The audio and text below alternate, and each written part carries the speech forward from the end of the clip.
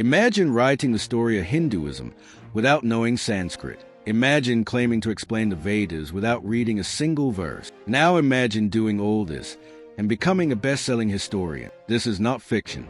This is a reality of a new genre of public historians who are rewriting Indian history, armed not with facts, but with borrowed colonial imagination. In this video, we unpack one such example, man who has Pillai's narrative in gods, guns, and missionaries.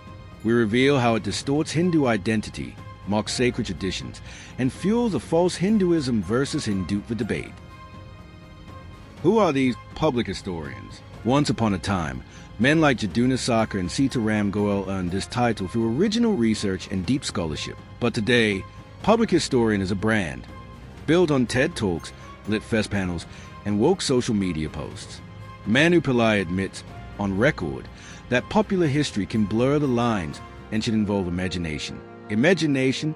Should the civilizational memory of 1.4 billion people be based on imagination? Would anyone accept a historian of Islam who cannot read Arabic? Or a historian of Judaism with no knowledge of Hebrew? And yet, popular authors write introductions to Hinduism while being completely dependent on colonial and Marxist scholars without knowing a word of Sanskrit. Pillai's book begins with an entire 34-page introduction titled A Brief History of Hinduism, but not one verse from the Vedas is quoted. Not one reference from the Ramayana, Mahabharata, or Upanishads is cited in the original. Instead, the bibliography is a parade of the usual suspects: Romila Thapa, Audrey Trush, Didi Kosambi, and Susan Bailey. This dependence on filtered interpretations is like describing fire from the smoke alone.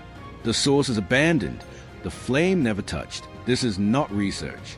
This is recycled propaganda. One of the oldest tricks in colonial anthropology was to demonize the Brahmin. The British needed a villain, and the scholar priest became the perfect scapegoat. Pillai repeats this trope.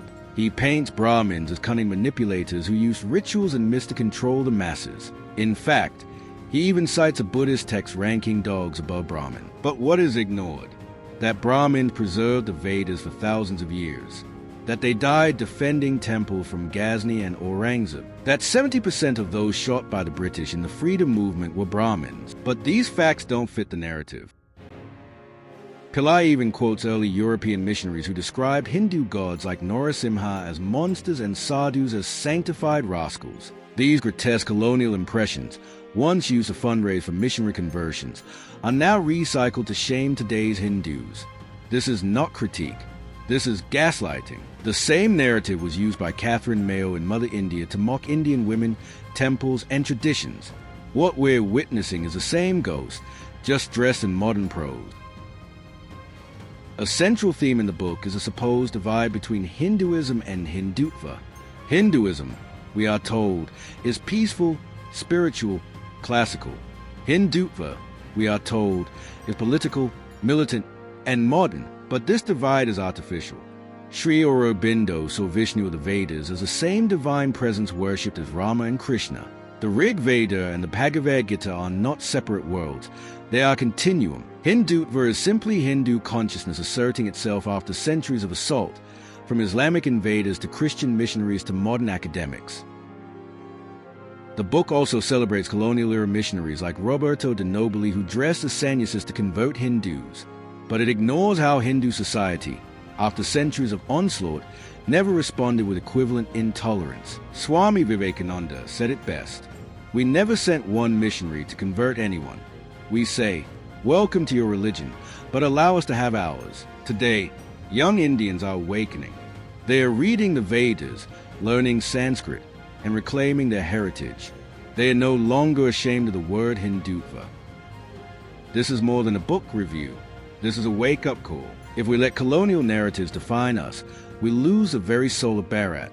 It's time to read our own texts, speak our own truths, and reject the false binary created to divide us. If you believe in the unity of Hinduism and Hindutva, like, share, and comment below. What does your Hindu identity mean to you? Let's make our history sacred again, not just imagined.